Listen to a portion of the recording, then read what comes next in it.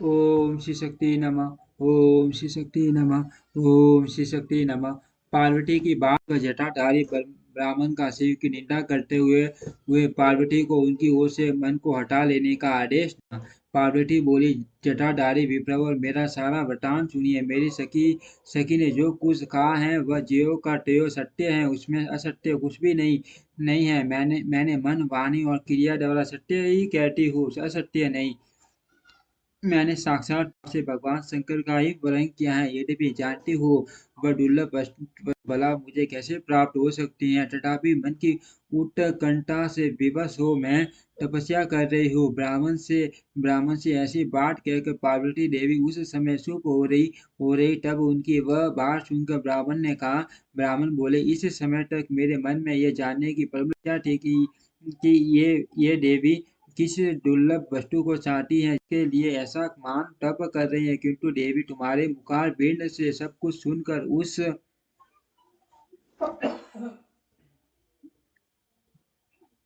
उस अभीष्ट वस्तु को जान लेने के बाद अब मैं यहाँ से जा रहा हूँ। तुम्हारी जैसी इच्छा हो वैसा करो। यदि तुम मुझसे न कहती तो मित्रता निष्फल होती।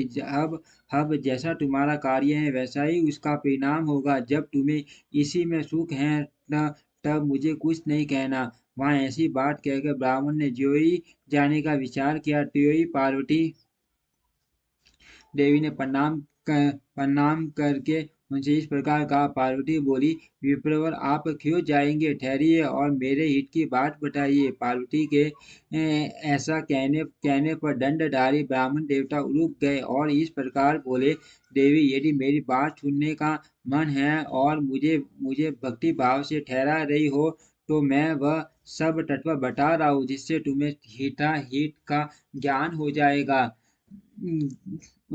महादेव जी के प्रति मेरे मन में गौरव उठता है। अर्थ मैं उनको सब प्रकार से जानता हूँ, तो भी यथार्थ बात कहता हूँ। तुम सावधान होकर सुनो। वृषभ के सीने से अंकित ध्वजा धारण करने वाले महादेव जी सारे शरीर में भस्म रमाए रहते हैं, सिर पर जटा धारण करते हैं, धोती की इस जगह बाघ का चाम पहनते हैं और चादर की जगह हाथी की खाल ओढ़ते हैं। हाथ में भीख मांगने के लिए एक खोपड़ी लिए रहते हैं। झुंड के झुंड सांप उनके सारे अंगों में लिपटे देखे जाते हैं। वे विष खाकर ही पुष्ट होते हैं। अब बक्से यह बक्सी हैं, उनके नेत्र बड़े बड़े हैं और देखने में डरावने लगते हैं। उनका जन्म कब, कहाँ और किससे हुआ, यह आज तक प्रकट नहीं हुआ। घर गृहस्थी के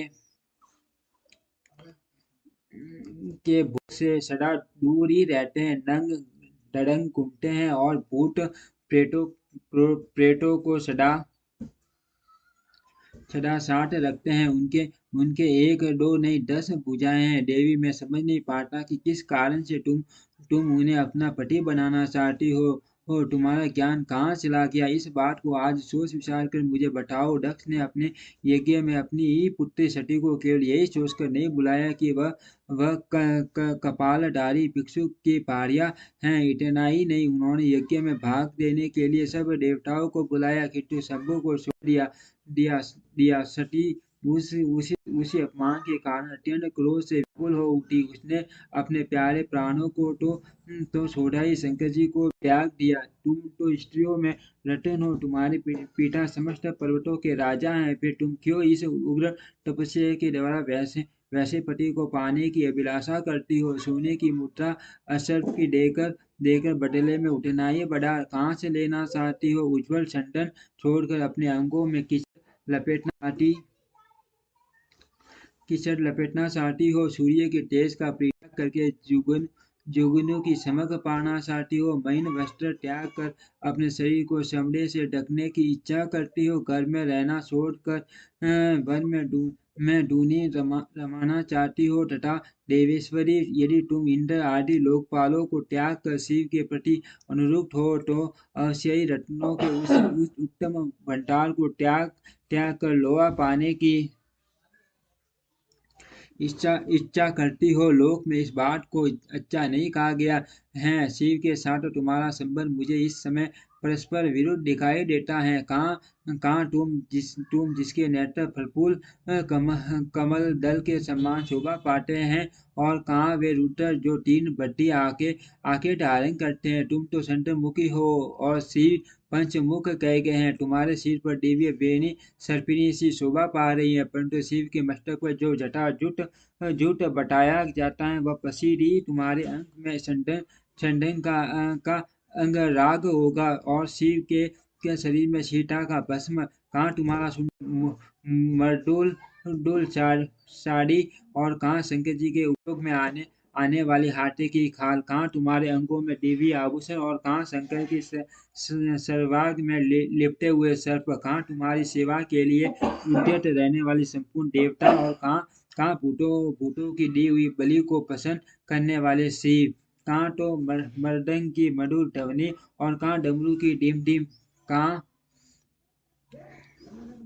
कहाँ भेड़ियों के समूह की गड़गड़ाहट, और कहाँ अशुभ अशुभ सरंगी नाद। कहाँ डग का शब्द, और कहाँ अशुभ गलनाद। तुम्हारा यह उत्तम रूप शिव के योग्य कदापि नहीं। यदि उनके पास धन होता तो वे दिगंबर नंगे क्यों रहते। सवारी के नाम पर उनके पास एक बूढ़ा बैल है, और दूसरी कोई भी सामग्री उनके पास नहीं है। कन्या के लिए ढूंढे जाने वाले बरों में जो नारियों को सुख देने वाले गुण बताए गए हैं, उनमें से एक भी गुण बट्टी आंख वाले रुद्र में नहीं है।